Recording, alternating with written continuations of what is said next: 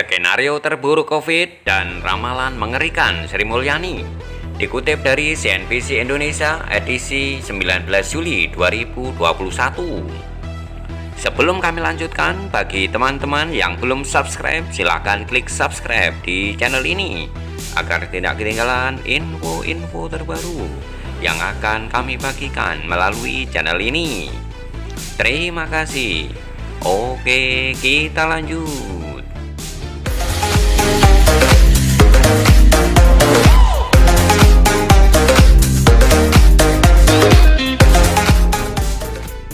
Menteri Keuangan Sri Mulyani Indrawati terpaksa harus mengoreksi asumsi makroekonomi di awal paruh kedua 2021. Ekonomi yang tadinya bisa tumbuh 5% diperkirakan hanya mampu di level 3%. Hal ini tak lepas dari ledakan kasus COVID-19 dipicu penyebaran varian Delta yang katanya lebih ganas dan semakin kendor protokol kesehatan oleh masyarakat. Capaian perekonomian pada paruh pertama sebetulnya cukup gemilang. Kuartal 1 memang masih kontraksi, namun seiring meningkatnya mobilitas masyarakat, ekonomi kuartal 2 diperkirakan tumbuh sampai 7 hingga 8%. Indeks kepercayaan konsumen meningkat hingga indeks produksi manufaktur bahkan mencapai level tertinggi sepanjang sejarah. Kemudian kita melihat munculnya varian Delta dari virus corona yang begitu dominan, ujar Sri Mulyani dalam CNBC Indonesia Economic Update dengan tema Kebangkitan Ekonomi Indonesia. Hal ini yang mungkin perlu untuk kita di satu sisi memiliki alasan untuk memiliki harapan bahwa tahun 2021 tetap merupakan tahun pemulihan, namun kita tidak lengah dan tetap waspada.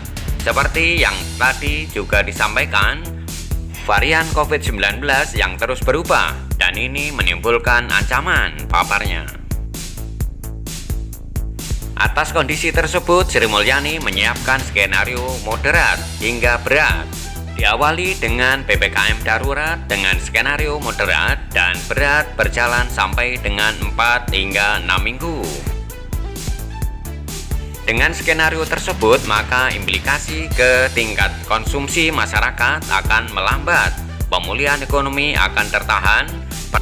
Pertumbuhan ekonomi kuartal 3 diprediksi melambat ke 4 hingga 5,4% year on year dan kuartal 4 4,6 hingga 5,9%. Pemerintah harus mengoptimalkan belanja agar ekonomi tidak kembali melemah seperti tahun sebelumnya.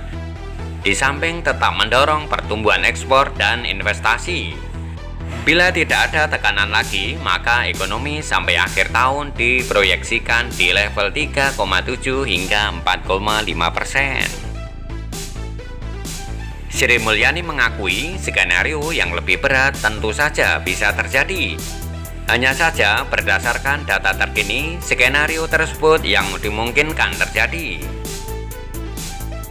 Jadi yang dibuat pemerintah skenario moderat dan berat, belum memasukkan skenario yang lebih berat, kata Sri Mulyani dalam rapat kerja dengan Badan Anggaran atau Banggar DPR. Global Markets Economic Maybank Indonesia, Mirdal Gunarto mengungkapkan, dengan adanya pemberlakuan pembatasan kegiatan masyarakat atau PPKM darurat yang direncanakan diperpanjang hingga 6 bulan, maka pertumbuhan ekonomi pada kuartal 3 tahun 2021 akan mengalami tekanan.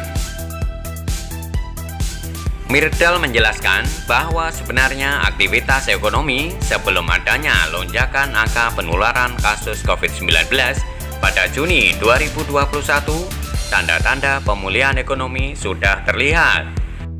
Sayangnya, saat angka penularan virus corona terus mencatatkan rekornya, aktivitas ekonomi kembali tertahan. Adanya lonjakan masif penularan kasus COVID-19 membuat pemerintah harus memberlakukan PPKM darurat mulai dari 3 hingga 20 Juli 2021. pertumbuhan ekonomi sampai dengan semester 1 2021, Mirdal optimis masih bisa mencapai 6,2% year on year atau YoY. Kendati demikian, jika lonjakan penularan kasus COVID-19 terus menembus di atas 40.000 orang, maka memang pemerintah harus membuat skenario PPKM darurat lanjutan.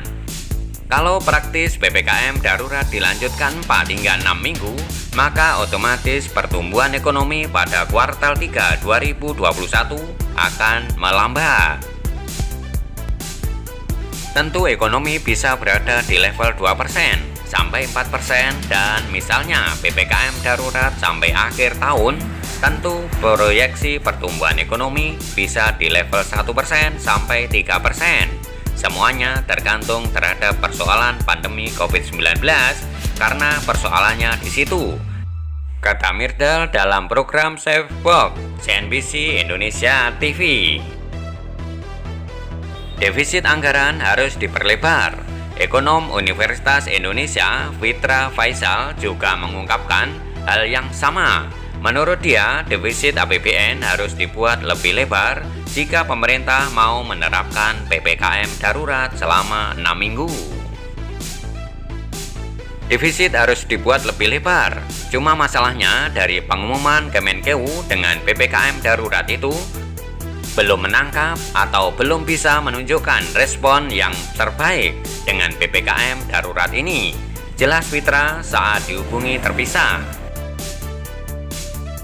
Seharusnya dana pemulihan ekonomi atau PEN, kata Fitra, bisa ditambah sebanyak 13 triliun rupiah sampai 15 triliun rupiah. Kalau diperpanjang, ya perlu ada tambahan lagi dana PEN, karena perlu untuk memberikan semacam topangan bagi sektor-sektor yang paling berat.